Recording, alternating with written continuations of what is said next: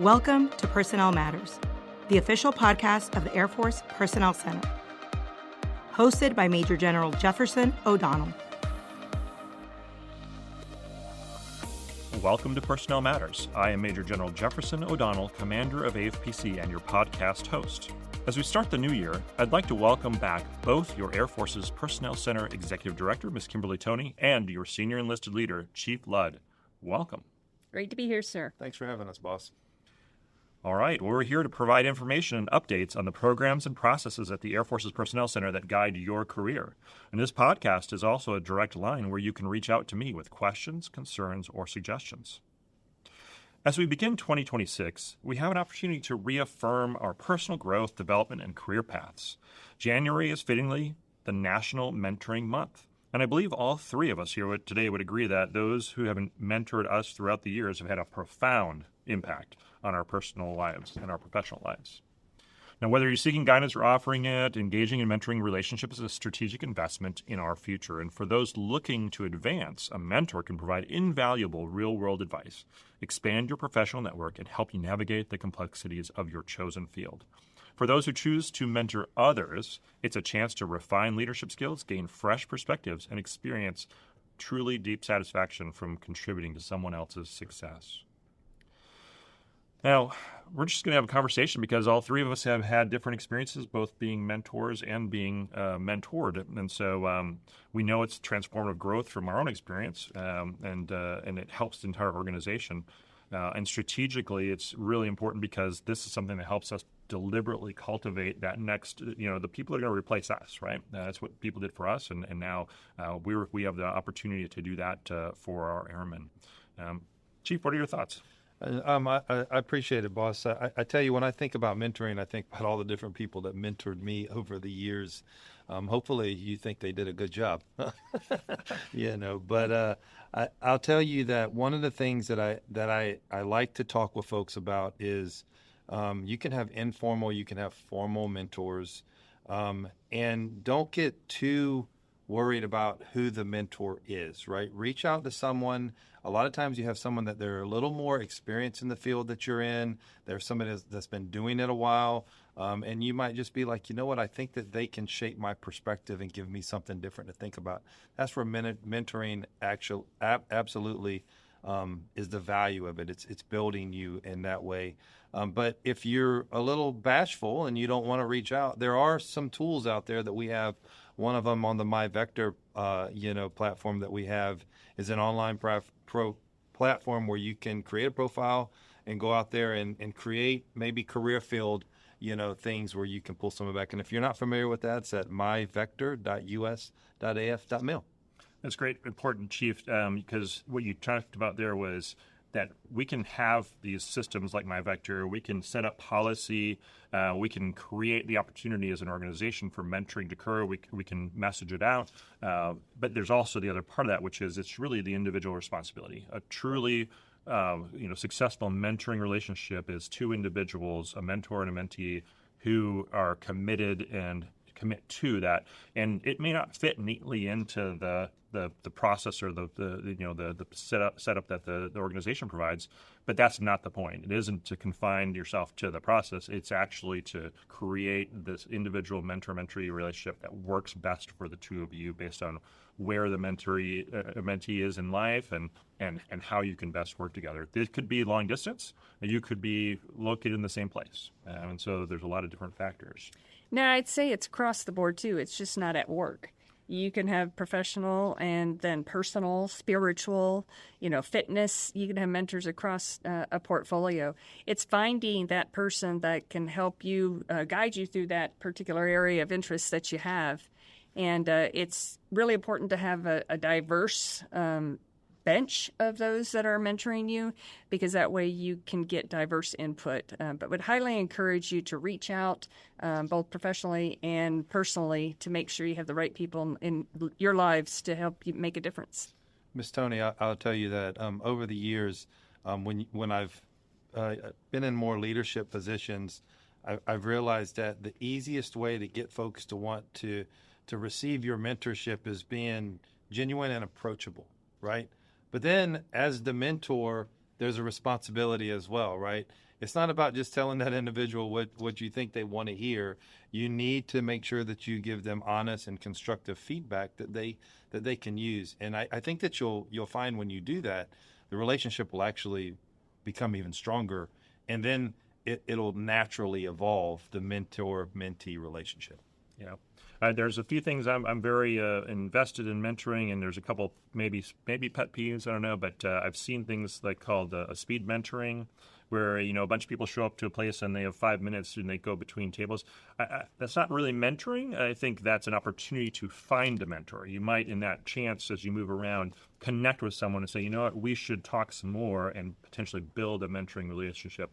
And I think it's important because you want to delineate between providing career advice, coaching, mentoring, and hopefully you're not doing counseling, but there is professional counseling. Some people do need that or would like it because our mental health is very important. And so as a mentor and a mentee, you want to know exactly what am I signing up for? Am I getting the right thing? All of those approaches are important, but not one of them is not going to scratch the itch across the board. And the thing I really like about mentoring is that it's really about getting to know a person, just not like Ms. Tony, you said, it's not just at work, it's not just at the church or in the community, it's not just one aspect or variable of your life. It's the whole person, and that's how you kind of help that person navigate life. And it's a trust that you build to be able to share that kind of information with each other. Yes, sir. My pet peeve is coming prepared to have that conversation with your mentor. And as a mentee, you need to be prepared. And if it's a professional discussion, I always say, hey, what's your 1, 3, and 5-year plan? And where do you see yourself going through that? But it really is a two-way street, and the conversation is much more valuable if you're prepared. I agree. We talk about, throughout the leadership spectrum, one of the analogies that I've heard is have your toolbox, fill your toolbox. You might take something, you might pull something from someone, and think about having a formal or even an informal mentor as one of those things that's in your toolbox, right? So that you can reach in, because you never know when you're going to come across a situation or be somewhere and you just like, I don't know how to handle this. And then you might be able to reach out and you've already established that relationship and get some good advice there. So I keep several folks in my toolbox there on speed dial in case I need to kind of get some advisement from time to time. That's good. And it's funny you said that, because I was thinking about some of the mentorees that I work with of just, you build that trust. And sometimes you're in that moment where they just need someone to help them understand, to talk to. And so I always tell them, yes, I'm a 2-star general. Some of them are enlisted. Some of them are young officers. Some of them are civilians. It's like, just text me or email me. And if I am available, if I have 5-10 minutes, I am available for you. And let's just talk on the phone and tell me what's going on. Because often that alone is that, again, it's that trust to be able to have that person to talk to help in that moment. Great. Absolutely. And Chief, I'll take your toolboxes to one more level. We also keep toolboxes of pros and cons. And so we will all learn from senior leaders or from our peers. And there are tools to put in your positive toolbox, and there are tools to put in your negative toolbox to remind yourself that if you don't want to be that kind of leader or you don't want to go down that road, that way you're aware of it and you can make the adjustments as you need. Miss Tony, I was at an event Saturday evening, and I had a conversation with a young captain, and I explained to her that I think sometimes, especially early on in my career, I learned more from leaders on things not to do than things that I needed to do. So great point. Thank you. Well, in the light of, or in the mindset of getting to know each other, we've got a lightning round today for Ms. Tony and Chief Lutt. So I'll throw them out there, and I'll add mine on top as we go. So if you're ready, here we go. Ready. Coffee or tea? Tea. Tea. Coffee. Mentor or mentee? Both. I'd have to go both as well. Both. Favorite holiday movie? It's got to be National Lampoon's Christmas Vacation. Oh, my gosh. Christmas Story. Christmas Story. That's a good one. I do like National Lampoon's Christmas Vacation. But we always watch all the old black and whites, too. Right. All right. New Year's resolution. Ooh, it's a tough one. This is a good one. I'm going to cut Mountain Dew. Ooh.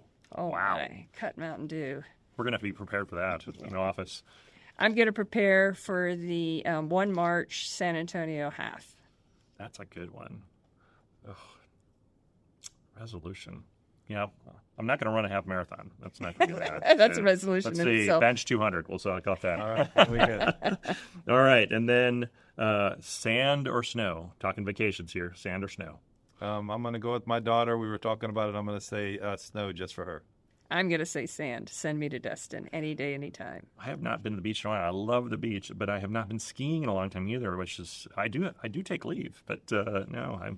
Can I do both at the same time? Like, there's got to be somewhere where I can lay on the beach and then go skiing. That afternoon. You can have the lake. You can go to Hill Air Force Base, Salt Lake City. I've played volleyball on a beach court where we were preparing for an athletic event, and then we went up and played with snowballs. When I was stationed at Aviano, you were 45 minutes from Venice, Italy, and you were 30 minutes from a ski resort. So Aviano could scratch that itch, boss. I wouldn't go this February, though, because they're hosting the Winter Olympics, I think, Milan and Cortina. So yes, sir. You want to join the crowds. Piancavallo.